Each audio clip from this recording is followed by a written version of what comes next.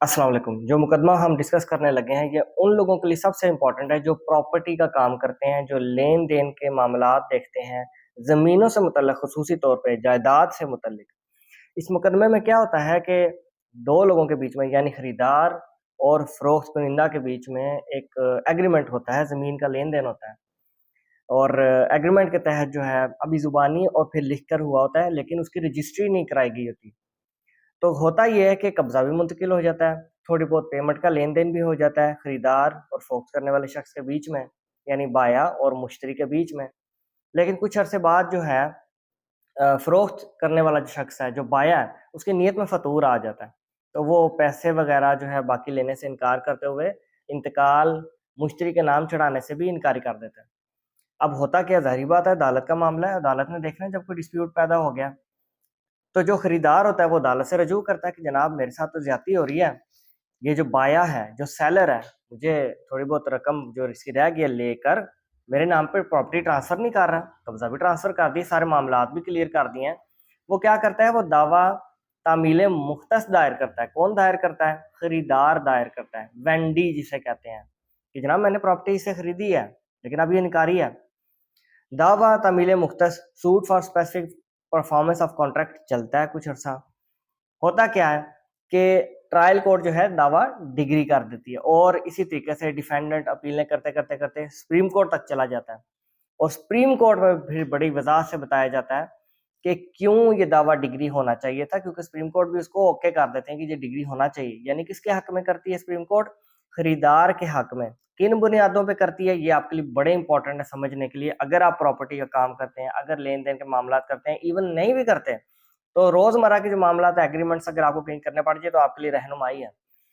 Supreme court ने कहा कि ये जो अभी डिफेंडेंट है यानी फरोख्त करने वाला शख्स बाया जो है, ये कह रहा है कि जनाब मेरे ये साइन ही नहीं है, मैंने तो ये एग्रीमेंट ही नहीं किया। वो इनकार कर रहा है ना कि मैंने तो एग्रीमेंट ही नहीं किया, क्योंकि अगर मान ले तो फिर बात ही खत्म हो जाती है डिस्प्यूट की।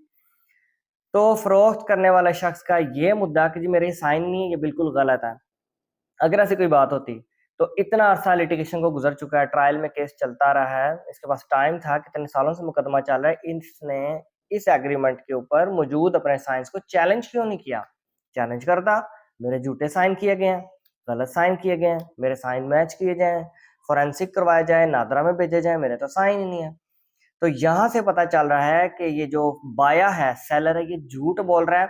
वाकई इनमें एग्रीमेंट हुआ था, पैसे जो है सेलर थोड़े बहुत ले भी चुका है, पोजेशन भी ट्रांसफर कर चुका है और अब खरीदार के नाम पे इंतकाल नहीं करके दे रहा, म्यूटेशन नहीं करके दे रहा। पॉइंट नंबर 2, सुप्रीम कोर्ट ने क्या कहा कि अगर ये इतना ही सच्चा होता बाया सेलर कि जनाब इसने प्रॉपर्टी सेल नहीं की हुई और जब इसको ये सारे मामलात का पता चलता तो ये कोर्ट से रजू करता, दावा इस्तकरार हक दायर करता, इस एग्रीमेंट को डिस्प्यूटेड करार देते हुए इसको चैलेंज करता कि भाई मेरे नाम से मंसूब करके ये एग्रीमेंट आप किधर से ले आए हो?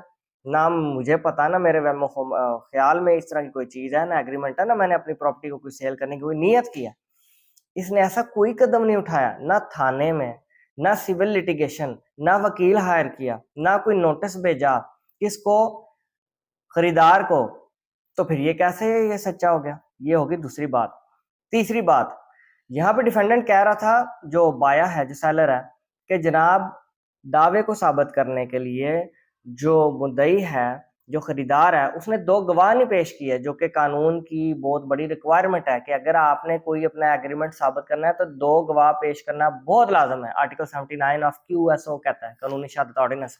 तो चूंकि 2 गवाह नहीं इसने पेश किए मुद्दई ने, तो मेरा दावा जो जो इसका दावा ये खारिज होना चाहिए और मेरा मौकफ तस्लीम होना चाहिए। तो सुप्रीम कोर्ट ने कहा कि ये शिक अपनी जगह कायम है। वाकई ही आर्टिकल 79 कहता है कि 2 गवाह किसी दावे को साबित करने के लिए जरूरी हैं, पर वो दावा होता है जो इस्तकरार हक का होता है, जहां पे किसी चीज को चैलेंज किया गया होता है, किसी एग्रीमेंट को चैलेंज किया होता है कि ये वैलिड ही नहीं, ये लीगल ही नहीं।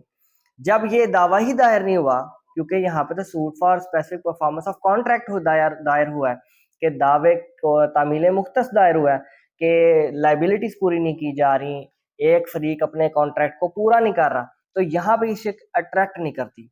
अगर यहाँ पे इस्तकरार हक का दावा दायर किया गया होता फिर हम आर्टिकल 79 की तरफ जाते हैं।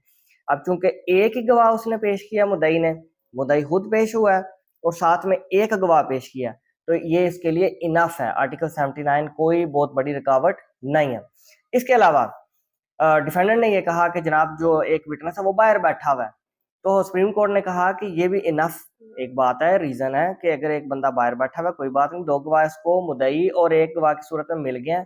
یہ گواہ کون سے ہے وہ کہہ رہا تھا ڈیفینڈنٹ, جو حاشیے کے گواہ ہوتے ہیں, جو مارجنل وٹنس ہوتے ہیں. آپ نے اکثر رجسٹریاں اور ایگریمنٹس دیکھے ہوں گے کہ جب ساری عبارت لکھی جاتی ہے تو سائڈ پہ 2 گواہ ہوتے ہیں یا نیچے 2 گواہ لکھے گئے ہوتے ہیں کہ اس عبارت کے ہم گواہ ہیں, تو وہ پیش کرنا لازم ہوتے ہیں. تو سپریم کورٹ نے کہا خیر اس میں باقی چیزیں جب پروو ہو رہی ہیں تو یہ پیش کرنے کی ضرورت نہیں. اس کے علاوہ سپریم کورٹ نے کہا کہ نوٹرائزڈ ہوا ہے ایگریمنٹ, نوٹری پبلک کی مہر لگی ہے, نوٹری پبلک والے کی اسٹیٹمنٹ آئی ہوئی ہے, وہ شیٹر نہیں کی گئی, تو اس سے بھی پتہ چلتا ہے کہ یہ ایگریمنٹ ایگزسٹ کرتا ہے اور یہ ویلڈ ایگریمنٹ ہوا تھا. اس کے علاوہ سپریم کورٹ نے کہا کہ جو قبضہ ہے وہ تو منتقل ہوا نا, اگر کوئی ایگریمنٹ ہی نہ ہوتا ٹھیک ہے تو ان دونوں کے بیچ میں قبضے کی منتقلی کیسے ہوئی, یہ خریدار کے پاس قبضہ کیسے آیا اگر سیلر نے فروخت ہی نہیں تھی کی. کوئی پاگل ہی شخص ہوگا کہ کسی سے ایگریمنٹ بھی نہ کرے اور اس کو قبضہ بھی منتقل کر دے. تو اس سے بھی پتہ چلتا ہے حالات و واقعات سے, ان لوگوں کے عملوں سے جو انہوں نے ایکشنز کیے ہیں کہ ایگریمنٹ ویلڈ تھا. واقعی جو وینڈی ہے اس کو چیز دی گئی تھی, پراپرٹی دی گئی تھی وینڈر کی طرف سے, اب وینڈر مقرر ہے یہ بقایا پیسے لے جتنے رہتے ہیں اور انتقال جو ہے منتقل کرے کس کے نام پہ, بائر مشتری کے نام پہ, خریدار کے نام پہ, بائر کے نام پہ. Thank you very much. اس بہترین ججمنٹ کا میں حوالہ آپ کو دے دیتا ہوں, 2021 SCMR page number 415 supreme court. Consultations کے لیے رابطہ نمبر اسکرین پہ دیا ہوا ہے, آپ رابطہ کر سکتے ہیں, واٹس ایپ پہ میسج کریں گے, ڈیٹیلز آپ کو مل جائیں گی. آن لائن سیشنز کے لیے آپ رابطہ کر سکتے ہیں. Thank you very much.